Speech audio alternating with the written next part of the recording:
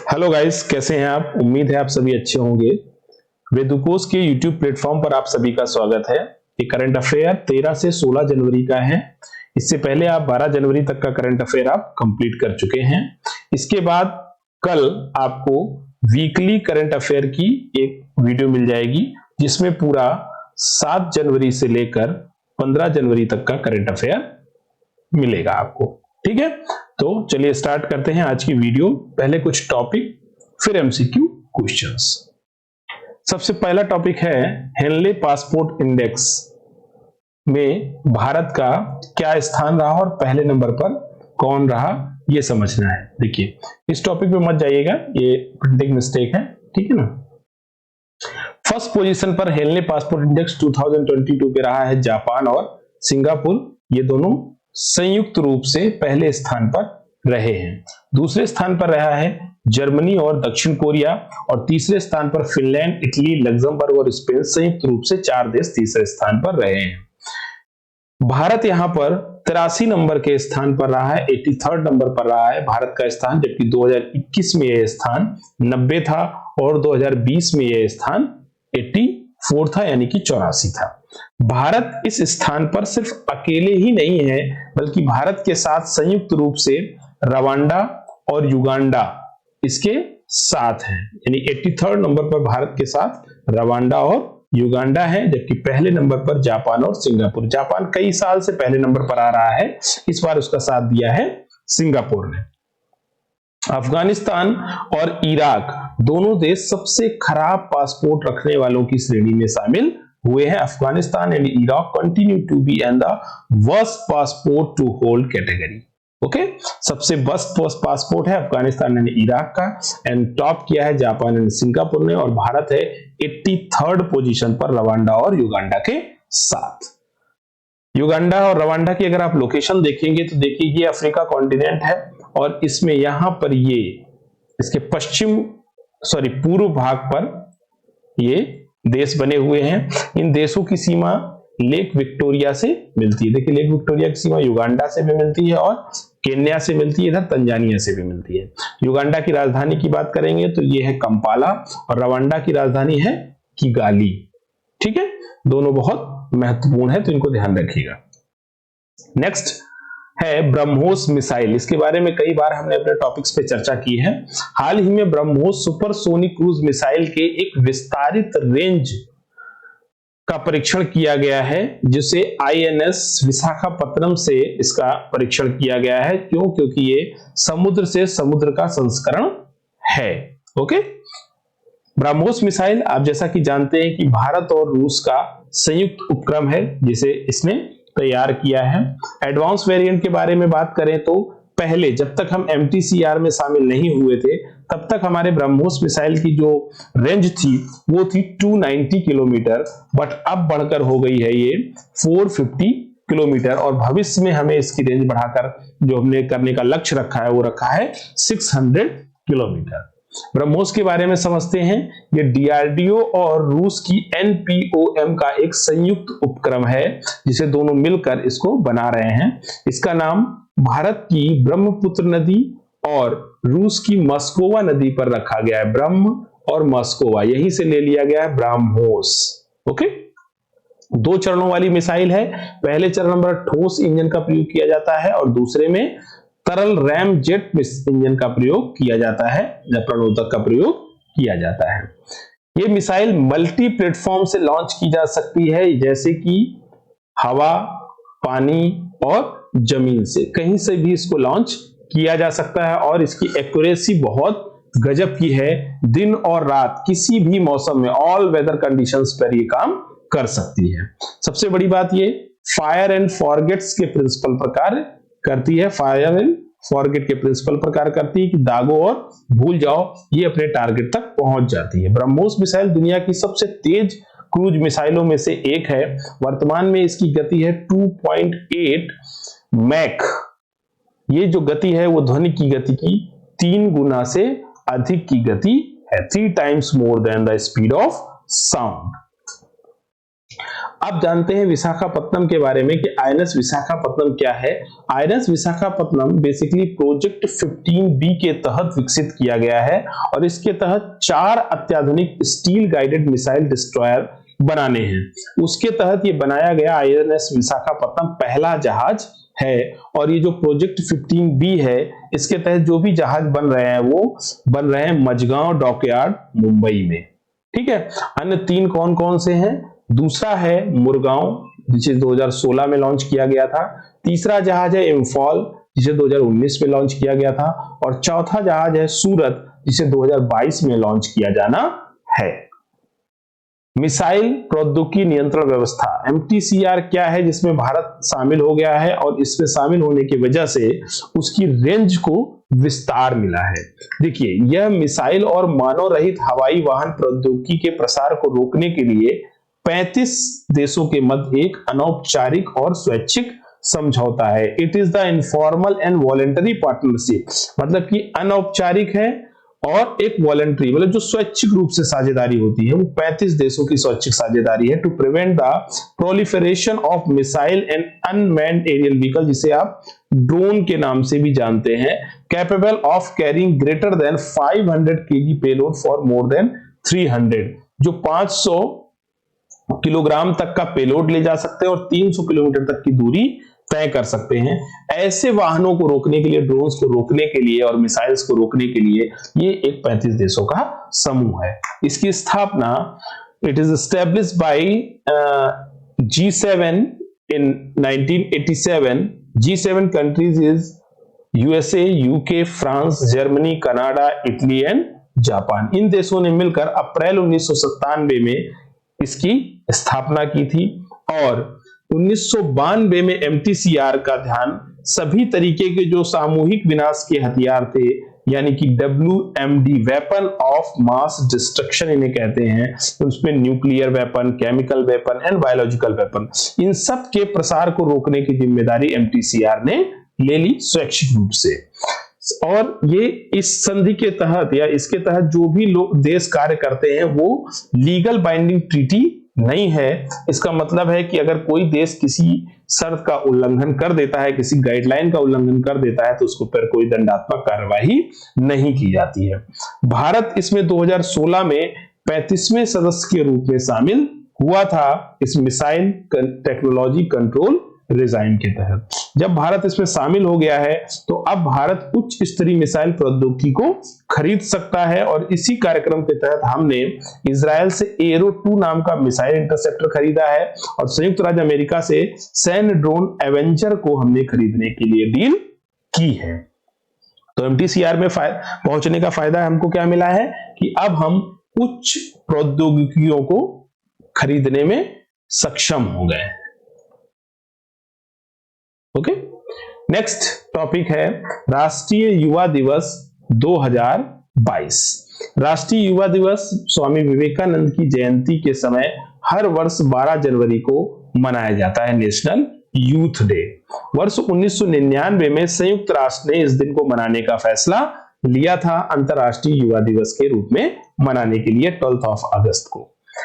इस दिन 1984 से भारत में राष्ट्रीय नेशनल यूथ डे मनाया जाता है, राष्ट्रीय युवा दिवस मनाया जाता है और इस बार 2022 की थीम थी it's all in the mind.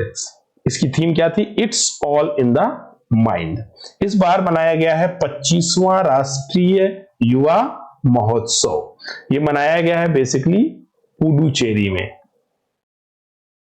प्रधानमंत्री ने 25वें राष्ट्रीय युवा महोत्सव का उद्घाटन किया है, जो कि 5 दिन का एक उत्सव है और इस उत्सव को मनाने का मुख्य स्रोत है देश के लिए जो संस्कृतियां हैं, उसकी विविध संस्कृतियां हैं, उनके बीच संबंधों को, उनकी बॉन्डिंग्स को बढ़ावा देना।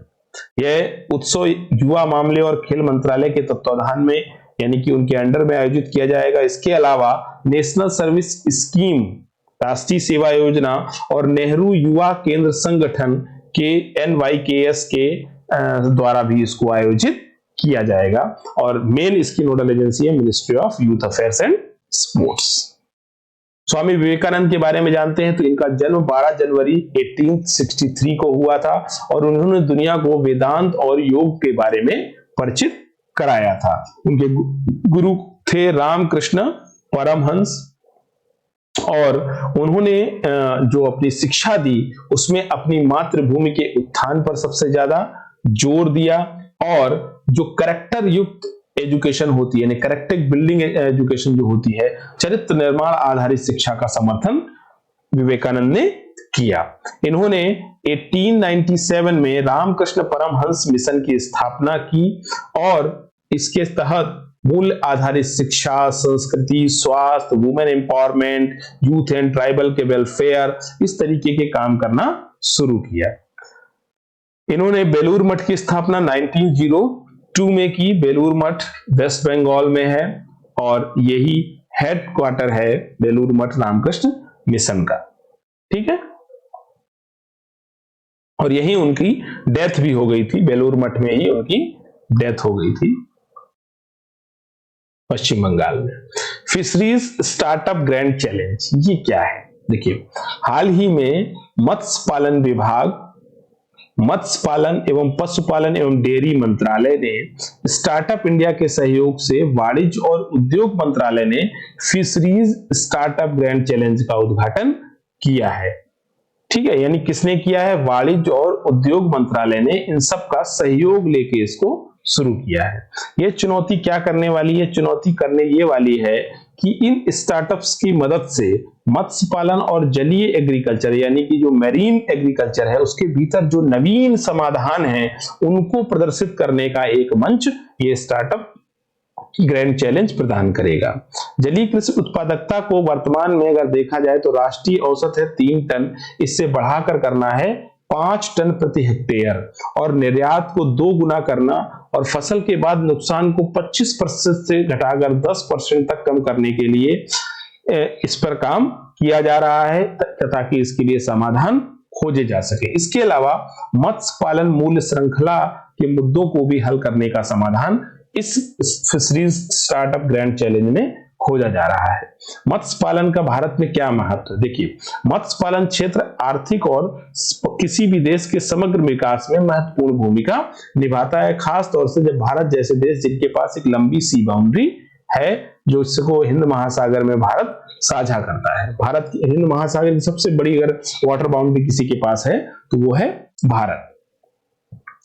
सूर्योदय क्षेत्र, इसको सूर्योदय क्षेत्र के रूप में जाना जाता है फिशरीज के सेक्टर को, ठीक है ना, और इसके लिए बहुत अपार संभावनाएं हैं इसमें कार्य करने की। भारत दुनिया में मरीन एग्रीकल्चर के माध्यम से मछली का दूसरा सबसे प्रमुख उत्पादक है। ध्यान रखिए, दूसरा सबसे प्रमुख उत्पादक है भारत, और भारत दुनिया में मछली का चौथा सबसे बड़ा निर्यातक भी है। दूसरा सबसे बड़ा उत्पादक है और चौथा सबसे बड़ा निर्यातक है। यह वैश्विक मछली उत्पादन का 7.7% उत्पादन करता है। वर्तमान में यह क्षेत्र देश में 2.8 करोड़ से अधिक लोगों को आजीविका प्रदान करता है और यह अभी भी एक अप्रयुक्त क्षमता वाला क्षेत्र बना हुआ है। मतलब अभी अगर हम एक अनुमान के अनुसार देखें, आर्थिक सर्वेक्षण 2019-20 के अनुमान के अनुसार, तो अब तक देश की जो अंतर्देशीय क्षमता है फिशरीज प्रोडक्शन की, उसका केवल 58% ही हम दोहन कर पाए हैं, इससे ज्यादा नहीं कर पाए। अपर्याप्त क्षमता क्या है कि प्राथमिक उत्पादक क्षेत्रों में मत्स्य पालन सबसे तेजी से बढ़ने वाले क्षेत्रों में से एक है। अगर हम इस पर ध्यान दें तो लोगों का इससे फायदा हो सकता है। हालांकि मत्स्यिकी क्षेत्र की वास्तविक क्षमता का एहसास करने के लिए मत्स्यिकी मूल्य श्रृंखला की दक्षता और उत्पादन बढ़ाने के लिए तकनीकी उपायों पर हमें ध्यान देने की आवश्यकता है। अगर हम ऐसा कर लेते हैं तो एक अपार संभावना हो जाएगी, लोगों को बहुत रोजगार मिलेगा, उनकी आजीविका में सुधार होगा और जो हम निर्यात पे चौथे नंबर पर हैं इसमें हमारी भी सुधार हो जाएगा। इसके लिए मत्स्य पालन के से संबंधित और भी बहुत सारी पहलें हैं जो भारत सरकार चला रही है, जैसे कि वर्ष 2018-19 के दौरान मत्स्यिकी एवं जलीय कृषि अवसंरचना विकास निधि का स्थापना की गई है। प्रधानमंत्री मत्स्य संपदा योजना भी शुरू कर दी गई है। 2024-25 में तक 22 मिलियन टन मछली उत्पादन का इसमें लक्ष्य रखा गया है। नीली क्रांति और मछुआरों के लिए केसीसी की व्यवस्था, समुद्री उत्पाद निर्यात एवं विकास प्राधिकरण एक नोडल समन्वयक के रूप में कार्य करती हैं जो मत्स्य पालन और उससे संबंधित गतिविधियों पर लगी हुई है।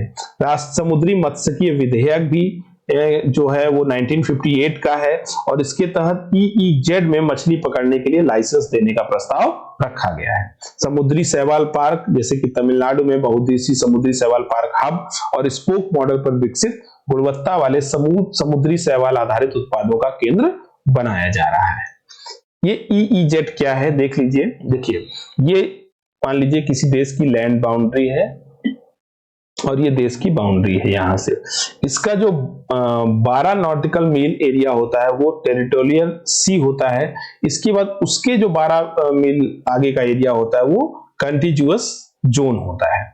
इसके बाद अगर यहां से आप टोटल और 200 नॉटिकल मील का एरिया देखेंगे वो होता है EEZ यानी कि एक्सक्लूसिव इकोनॉमिक जोन।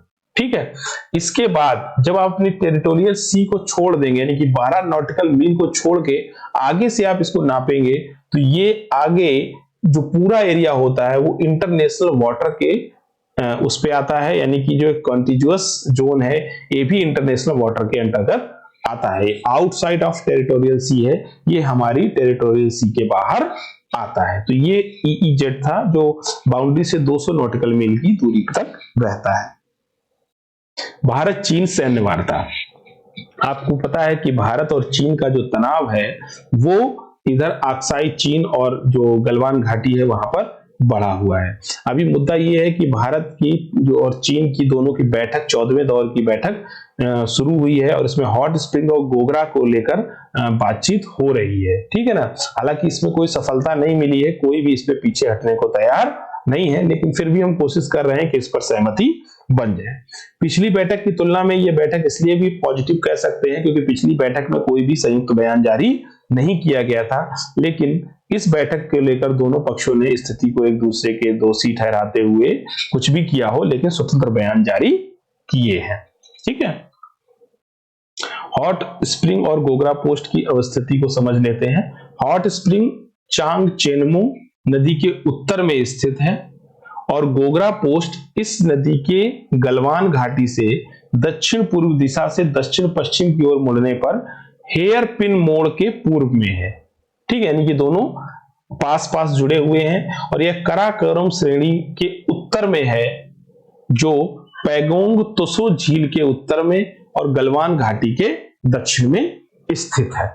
ठीक है, हॉट स्प्रिंग और गोगरा पोस्ट का महत्व क्या है?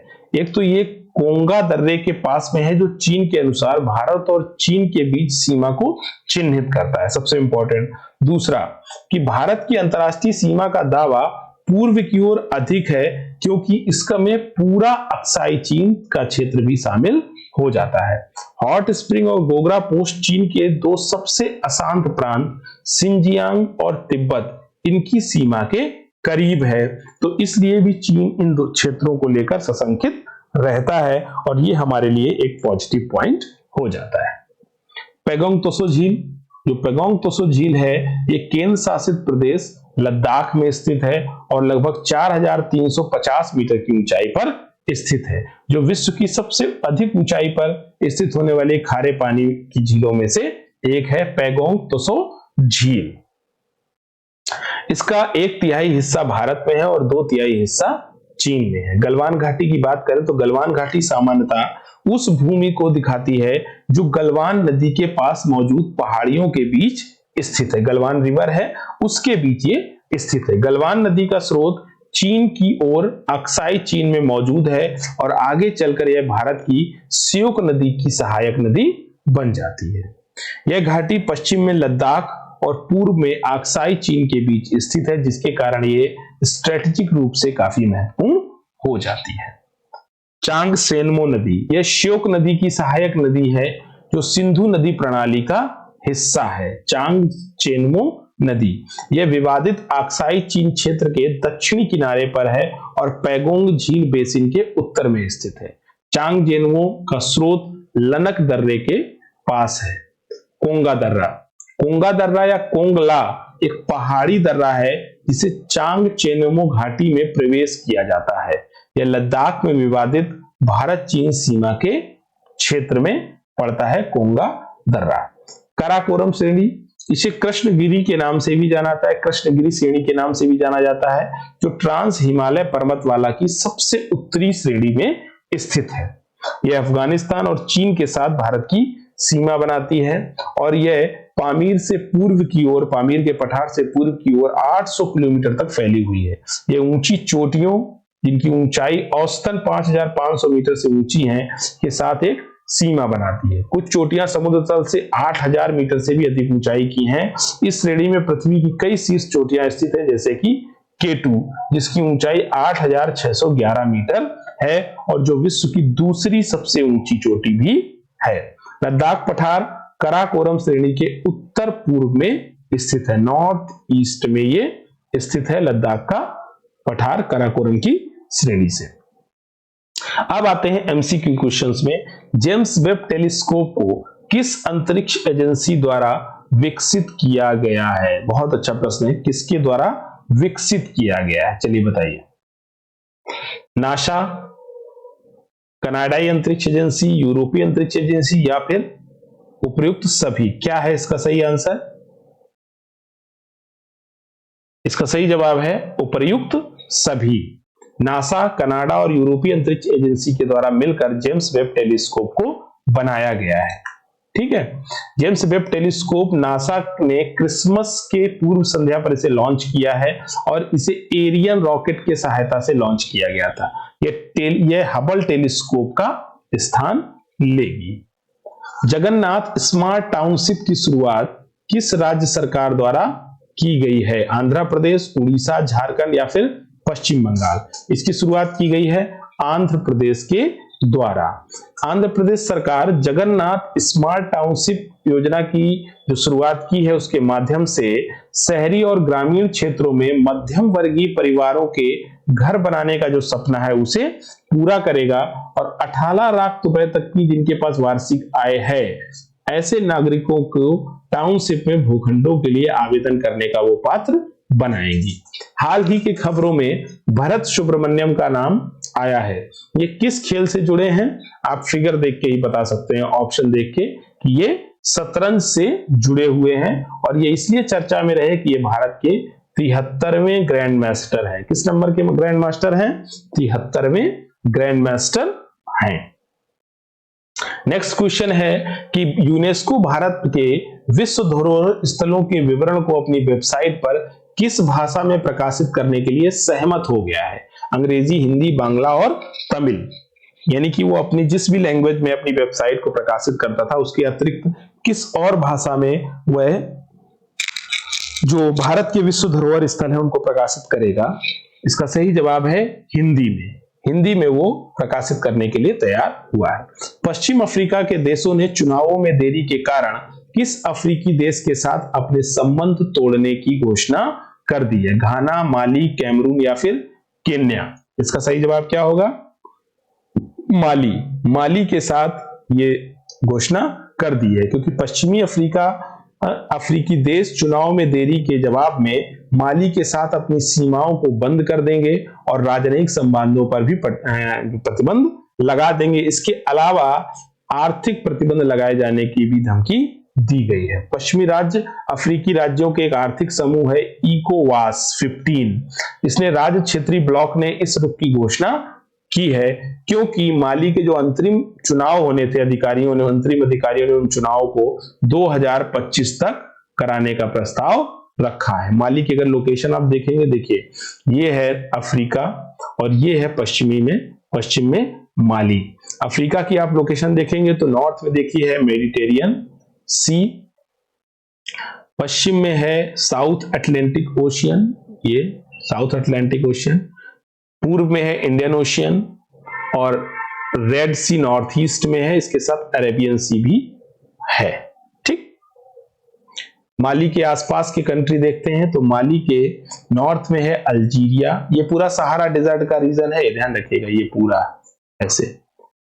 पश्चिम में है मारिटोनिया, Senegal, Guyana, Cote d'Ivoire, Burkina Faso and Niger. इन सारे की जो सीमा है वो माली से मिलती है। इसके अलावा जो नाइजर रिवर है वो माली से होकर जाती है और माली की राजधानी है बामाको।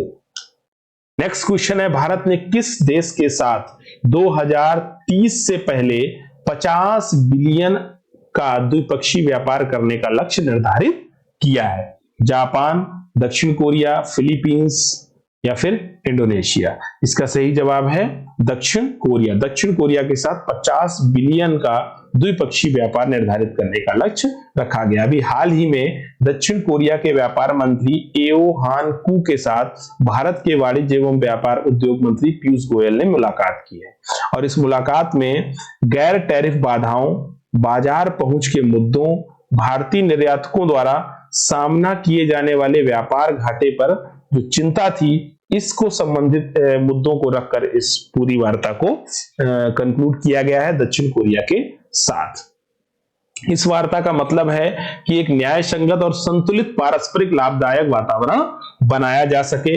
इसके अलावा भारत ने कोरिया में भारतीय निर्यातकों के सामने जो आने वाली समस्याएं हैं उनकी भी बात की है, उनकी भी चर्चा की है। ठीक है ना।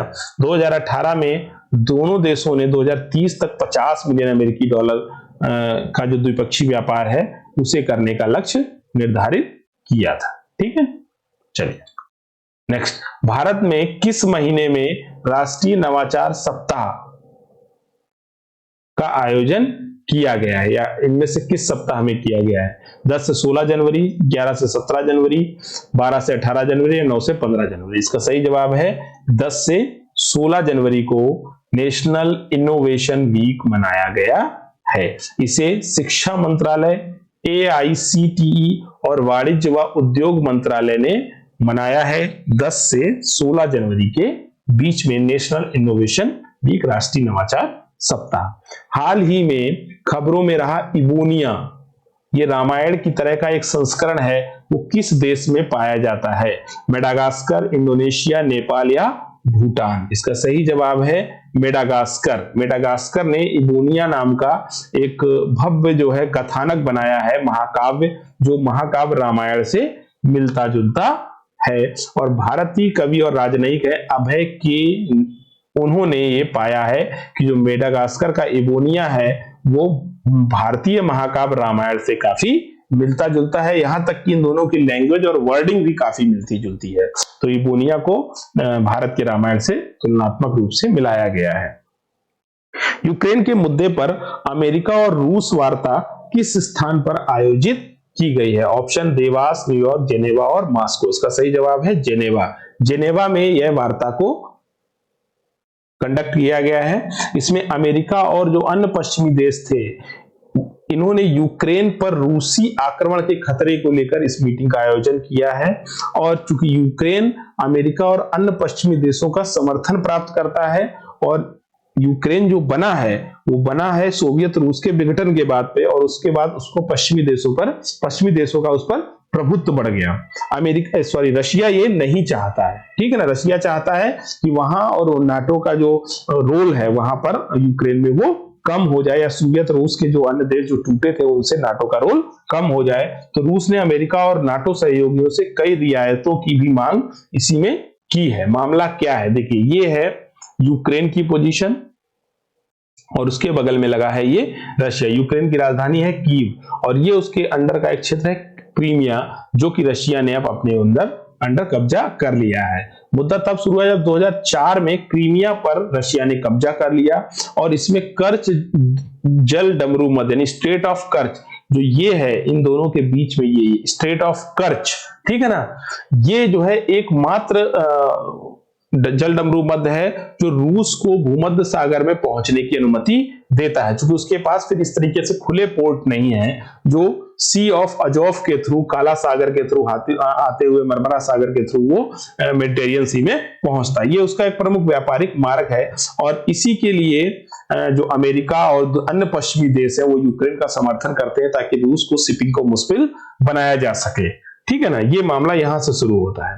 रूस क्या चाहता है? रूस चाहता है कि नाटो वापस वहीं चला जाए जहां वह 1997 में था। इससे क्या है कि जो इसके टूटे हुए देश हैं जैसे कि पोलैंड और बाल्टिक अन्य देश हैं जो जिन पर रशियन प्रभाव हो सकता है, ठीक है, तो उससे क्या है कि ये देश पश्चिम के समर्थन में शामिल होने से अभी भी वो बचाना चाहता है और रूस अपना प्रभुत्व बनाए रखना देना चाहता है। रूस चाहता है कि जॉर्जिया और यूक्रेन को नाटो में शामिल होने से रोक दिया जाए, कि जॉर्जिया और जो यूक्रेन है ये नाटो में शामिल ना हो पाए।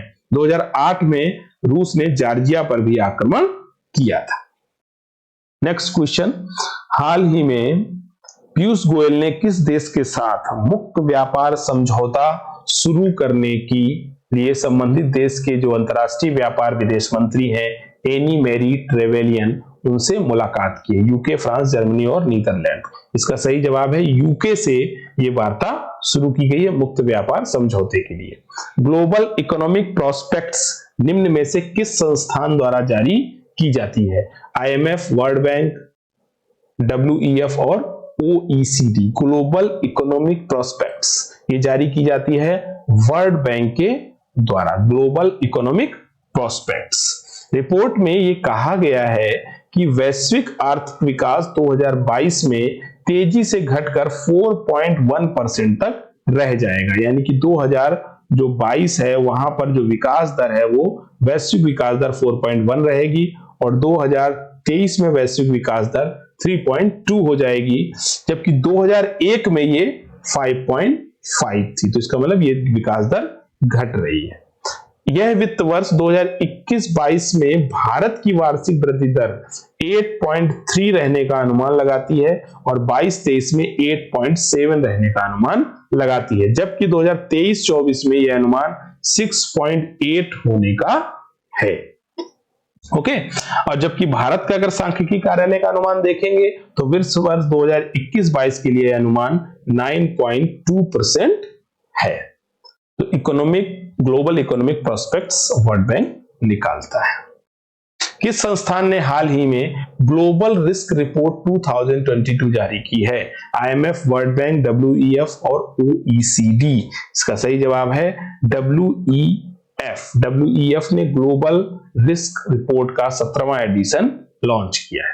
इसके तहत साइबर सुरक्षा, महामारी, जलवायु परिवर्तन और अंतरिक्ष प्रगति वैश्विक अर्थव्यवस्था के लिए उभरते जोखिम है, इनकी बात की गई है। वैश्विक अर्थव्यवस्था 2024 तक 2.3% तक सिकुड़ सकती है, ऐसा ग्लोबल रिस्क रिपोर्ट 2022 में कहा गया है। हालांकि विकासशील देशों में यह 5.5 तक सिकुड़ेगी और अमीर देशों में इसका प्रभाव 0.9% रहेगा, यानी कि वैश्विक अर्थव्यवस्था में जो विकासशील देश हैं वो सबसे ज्यादा प्रभावित होंगे।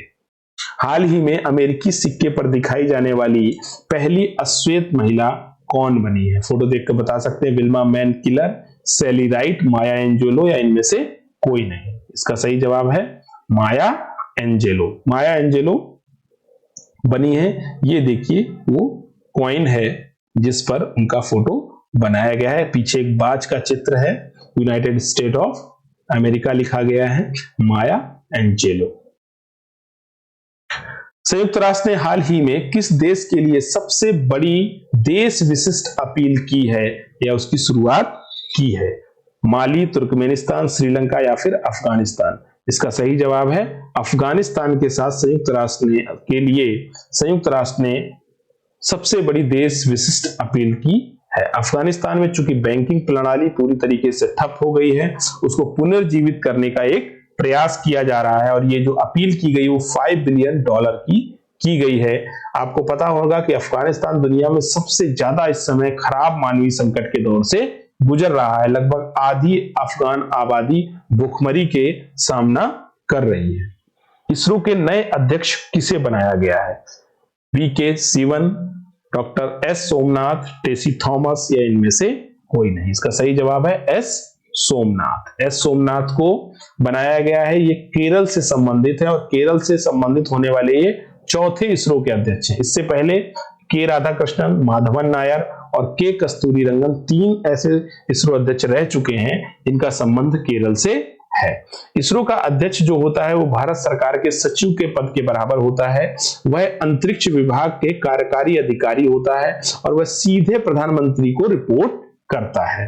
विक्रम साराभाई इस पद पर रहने वाले सबसे लंबे समय तक सेवा देने वाले अध्यक्ष थे, जिन्होंने 12 साल तक अपनी सेवाएं दी थी। 1962 में नेहरू ने परमाणु ऊर्जा विभाग के तहत इनकोस्पार बनाया था, Indian national committee for space research की स्थापना की थी। इसके बाद 1969 में यही इनकोस्पार बन गया इसरो। प्रतिवर्ष किस दिन सशस्त्र बल भूतपूर्व सैनिक दिवस मनाया जाता है? आर्म्ड फोर्सेस वेटरन्स डे 12 जनवरी, 13 जनवरी, 14 जनवरी या फिर 15 जनवरी? 14 जनवरी को मनाया जाता है आर्म्ड फोर्स वेटरन्स डे, सशस्त्र बल भूतपूर्व सैनिक दिवस। प्रतिवर्ष 14 जनवरी को ये इसलिए मनाया जाता है क्योंकि इसी दिन सशस्त्र बल के पहले commander in chief field marshal KM. Cariappa सेवानिवृत्त हुए थे 14 जनवरी को। कुंभलंगी गांव भारत की पहली सैनिटरी नैपकिन मुक्त पंचायत बनने जा रहा है। यह किस राज्य में स्थित है? तमिलनाडु, केरला, आंध्रा एंड कर्नाटक।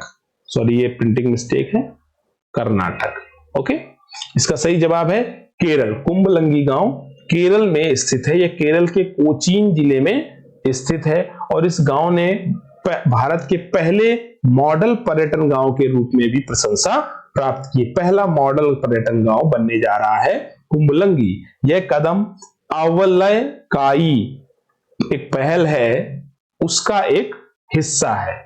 इस कुबलय जो पहल है अवलयकाई, इसके तहत क्या है कि कुंभलंगी गांव में 18 वर्ष से अधिक उम्र की महिलाओं को मेंस्ट्रुएशन कप बांटे गए हैं। इसके तहत 5000 मासिक धर्म कप बांटे जाएंगे। इसी आयोजन में राज्यपाल कुंभलंगी गांव को भी आदर्श गांव घोषित करेंगे। आदर्श ग्राम परियोजना को प्रधानमंत्री सांसद आदर्श ग्राम परियोजना के एक भाग के रूप में लागू किया जा रहा है। बेसिकली जो कुंभलंगी गांव है वो एक द्वीपीय गांव है जो केरल के कोच्चि शहर के बाहरी इलाके में स्थित है और एक बहुत महत्वपूर्ण बात ये भारत का पहला इको टूरिज्म गांव भी है कुंभलंगी गांव। भारत की सबसे उम्रदराज स्लॉथ बेयर गुलाबों का निधन हो गया है। कहां ये निधन हुआ है? पन्ना, वन विहार, पेंच या संजय गांधी राष्ट्रीय उद्यान? इसका सही जवाब है वन विहार राष्ट्रीय उद्यान, भोपाल में। भोपाल की चिड़ियाघर में इसकी मृत्यु हुई है। इसकी उम्र हो गई थी 40 वर्ष। और स्लॉथ बेयर जो है वो वैश्विक श्रेणी में भारत, भूटान, नेपाल, श्रीलंका के जो समशीतोष्ण जलवायु क्षेत्र है वहां पर पाया जाता है और नेपाल के तराई क्षेत्र में पाया जाता है। निवास स्थान के नुकसान होने के कारण इसे IUCN ने वल्नरेबल की लिस्ट में सूचीबद्ध किया हुआ। हाल ही में किस देश ने सुपरसोनिक बम वर्षक विमान टुपोलेव Tu-160M का अनावरण किया है? अमेरिका, रूस, चीन और फ्रांस। किस देश ने किया है? इसका सही जवाब है रूस ने ये किया है। इसे टुपोलेव Tu-160M को व्हाइट स्वान के नाम से भी जाना जाता है, सफेद हंस के नाम से भी जाना जाता है। इस बम वर्षक विमान को परमाणु हथियारों को ले जाने के लिए डिजाइन किया गया है। यह सबसे भारी सुपरसोनिक सैन्य विमानों में से एक है और ये ऐसे समय किया गया है जबकि रशिया का जो रूस का है वो और नाटो का जो तनाव है वो अपनी चरम पर है यूक्रेन मुद्दे को लेकर। भारत में किस दिन थल सेना दिवस के रूप में मनाया जाता है? 28 जनवरी, 5 जनवरी, 10 जनवरी या फिर 15 जनवरी? भारत में किस दिन थल सेना दिवस 15 जनवरी को मनाया जाता है। इस दिन क्या होता है कि जो भी देश की सेवा में कार्यरत तथा शहीद जवान रहे हैं उनके प्रति सम्मान व्यक्त किया जाता है और ईस्ट इंडिया कंपनी की सरकार के अंतर्गत पहली बार सैन्य विभाग की स्थापना हुई थी 1776 में। तब भारतीय थल सेना की शुरुआत की गई थी। इसका जो वाक्य आदर्श वाक्य वह है स्वापूर्व सेवा। 15 जनवरी 2022 को सेना दिवस मनाने के लिए खादी के कपड़े से बना दुनिया का सबसे बड़ा राष्ट्रीय ध्वज किस स्थान पर प्रदर्शित किया गया? Option is Jaisalmer, Firozpur, Wagah border या फिर कारगिल।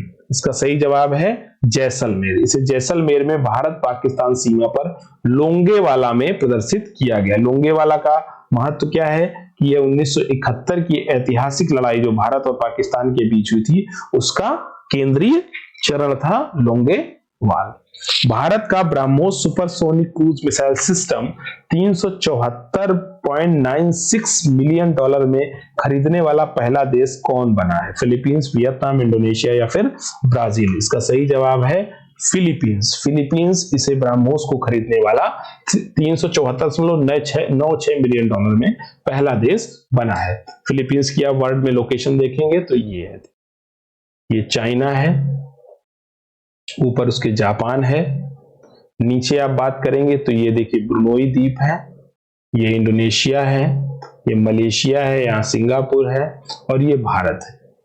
ठीक, फिलीपींस की कैपिटल है मनीला। नेक्स्ट, किस बैंक ने फार्मोसा बॉन्ड के जरिए 30 करोड़ डॉलर जुटाए हैं? SBI, ICICI, HDFC and HSBC. किस बैंक ने फार्मोसा बॉन्ड के जरिए 30 करोड़ डॉलर जुटा लिए हैं? Answer is SBI. सो ये पूरा आज का वीडियो था। Thank you very much. Video अगर आपको अच्छा लगा हो तो वेदुकोश चैनल को जरूर सब्सक्राइब करिएगा। नेक्स्ट वीडियो हमारी वीकली करंट अफेयर की आने वाली है और जो सीरीज जैसे चल रही थी वो वैसे ही कंटिन्यू बनी रहेंगी। Thank you very much.